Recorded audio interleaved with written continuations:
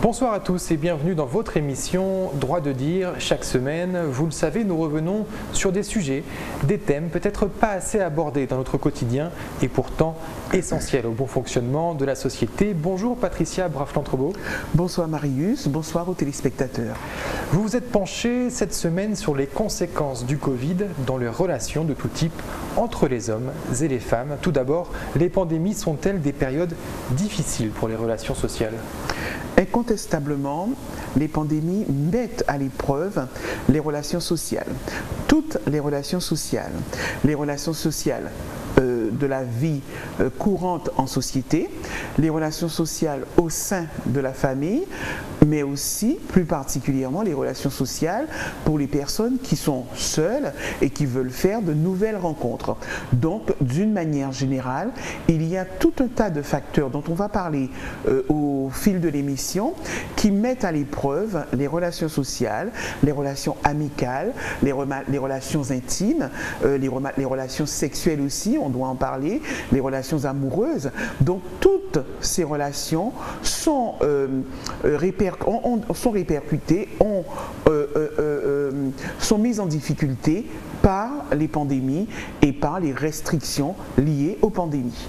Alors, à travers le monde, a-t-on des exemples connus de sociétés où le fonctionnement a été perturbé dans ce domaine par la pandémie ? Alors, incontestablement, nous ne sommes pas à la première pandémie, celle du Covid-19.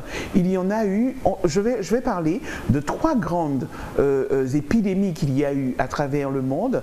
La première, il y en a eu d'autres, mais moi je me suis arrêté sur ces trois-là parce qu'elles sont assez parlantes et elles sont assez marquées. Et il y en a une aussi qui concernera la Guadeloupe plus singulièrement. Alors, la première, c'est la grippe espagnole qui a touché le monde entre 1918 et 1919. C'est quand même une épidémie qui a fait entre 50 et 100 millions de morts à travers le monde. La deuxième qu'on a tendance à oublier, c'est l'épidémie de sida qui a touché le monde dans les années 80, même si le virus, quand on remonte, avait été identifié dès 1966 à peu près. C'est une épidémie qui a porté un lourd coup à la société, aux relations amoureuses, aux relations sexuelles, et qui, jusqu'à maintenant, a encore des répercussions sur la société. La troisième, c'est celle que nous vivons. Et l'épidémie de sida a, à ce jour, fait, selon l'ONU-SIDA, 38 millions de morts à travers le monde. Et la troisième qu'on est en train de vivre, c'est celle du Covid-19, qui a commencé en 2019 et qui, pour le moment, a fait entre 5 et 15 millions de morts. Celle sur laquelle je vais peut-être insister, qui a concerné la Guadeloupe, c'est l'épidémie de choléra qui a eu en Guadeloupe entre 1865 et 1866. C'est une épidémie qui avait fait quand même 12 328 morts en un an. Par exemple, dans la région de Basse-Terre, il y avait eu 6 477 morts et 5 112 dans la région de Grande-Terre. Donc c'est une épidémie, et je ne parle même pas de Désirade et de Marie-Galante. Donc, à travers le monde et en Guadeloupe, nous avons déjà connu de grandes épidémies, effectivement. Face à ces épidémies, peut-on craindre un changement dans les comportements entre les hommes et les femmes ? Oui, incontestablement, on ne peut pas ne pas avoir de répercussions sur les relations hommes-femmes parce qu'il y a par exemple trois éléments forts qui marquent par exemple l'épidémie que nous vivons actuellement. C'est le confinement, les confinements successifs que nous avons vécus, le couvre-feu, par exemple, que nous vivons actuellement, et la distanciation physique. Ce sont trois éléments qui sont un frein à la rencontre des individus, mais surtout à la rencontre libre des individus. Parce que lorsque vous avez un confinement, incontestablement, vous êtes limité dans vos déplacements. Donc vos possibilités de rencontre de personnes, si vous êtes une personne seule, sont extrêmement limitées. Le couvre-feu, effectivement, aussi joue là-dessus. Parce que vous avez des personnes, si la relation est en train de se former, il y a énormément de témoignages là-dessus, mais le couvre-feu, c'est une entrave à une relation libre parce qu'il y a le stress de l'heure, d'être en retard et tout cela. Et la distanciation physique, incontestablement, il y a tout le stress liées à la peur des contaminations, donc ce qui est un frein à la relation.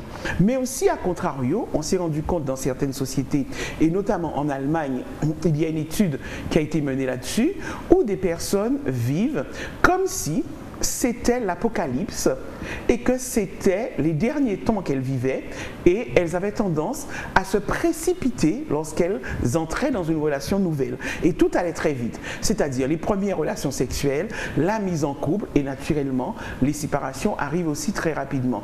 Et dernier élément que je vais quand même aussi souligner, c'est l'augmentation des violences conjugales pendant les confinements, parce que hommes et femmes sont obligés de cohabiter, il y a le télétravail, et c'est là que toutes les frustrations, toutes les colères ressurgissent, et ça se traduit effectivement par des violences contre les femmes qui ont beaucoup augmenté pendant le confinement, et même qu'il y a des enfants qui sont morts sous les coups des parents en France pendant les premiers confinements.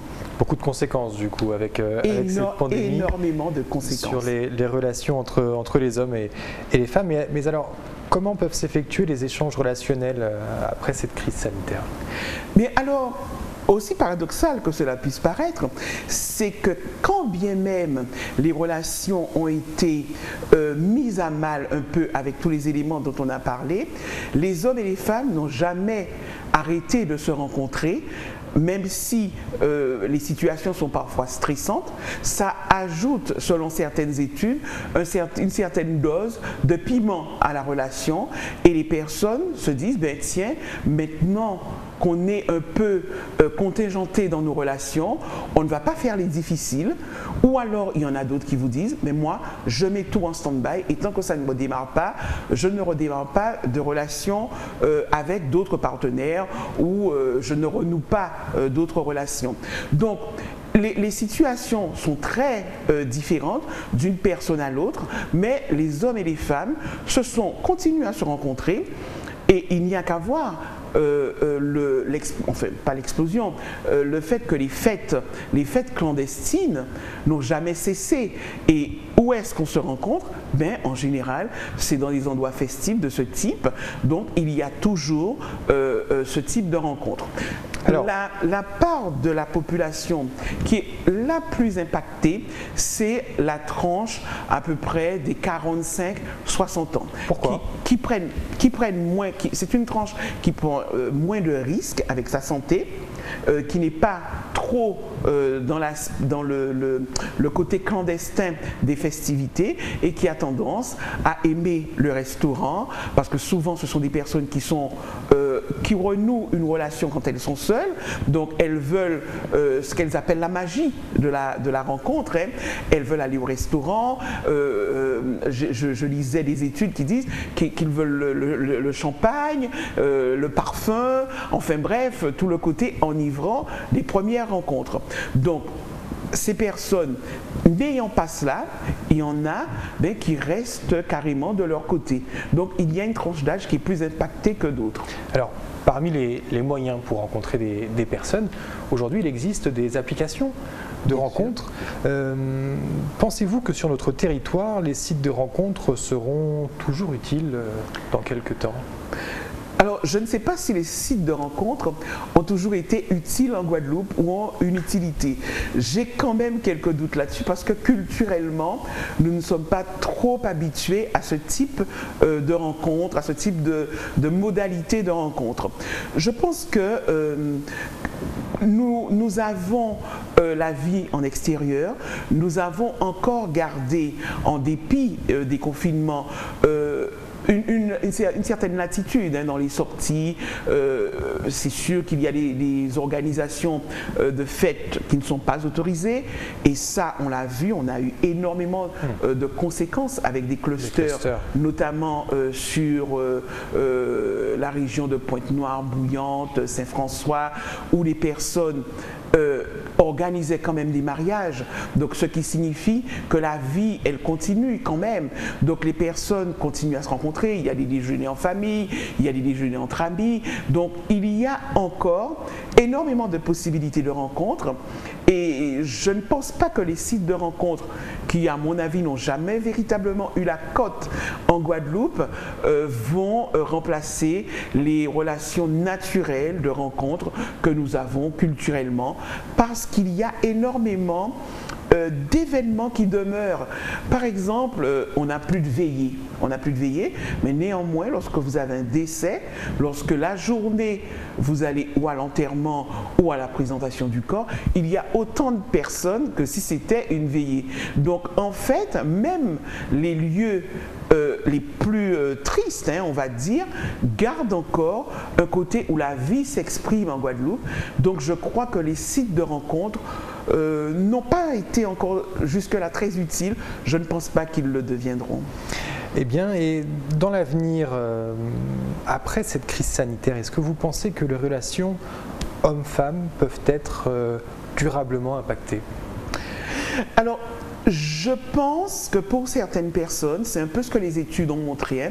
Malheureusement, on n'a pas eu d'études en Guadeloupe sur ce phénomène, mais les études qui ont été menées en Europe ont montré que beaucoup de personnes prennent des décisions nouvelles par rapport à leur vie. C'est-à-dire mettent un terme à une relation qui serait quelque peu devenue difficile. Ils décident que là, la pandémie a montré le côté éphémère de la vie, où on peut partir d'une minute à l'autre à cause d'un virus. Donc les relations toxiques sont arrêtées beaucoup plus rapidement, mais aussi des nouvelles relations se nouent beaucoup plus rapidement. Donc je pense que les relations hommes-femmes ne vont pas fondamentalement changer, ou homme-homme ou femme-femme, peu importe la relation amoureuse, elles ne vont pas fondamentalement changer, parce que l'être humain, au cours de des siècles, n'a pas montré de grandes différences dans son évolution. Mais simplement, je pense que chacun, par rapport à sa vie personnelle, prendra peut-être des décisions un petit peu plus radicales, un petit peu plus, j'ai envie de dire plus express, et qui traînent moins, pour profiter pleinement de la vie et ne pas, entre guillemets, laisser des plumes par rapport à ce virus qui prend la vie si vite. Profiter pleinement de la vie, donc c'est le mot de la fin de cette émission. Merci Patricia Brafland-Trobo pour votre analyse. Cette émission est désormais terminée. Rendez-vous la semaine prochaine pour un prochain numéro. Passez une excellente semaine sur Éclair TV.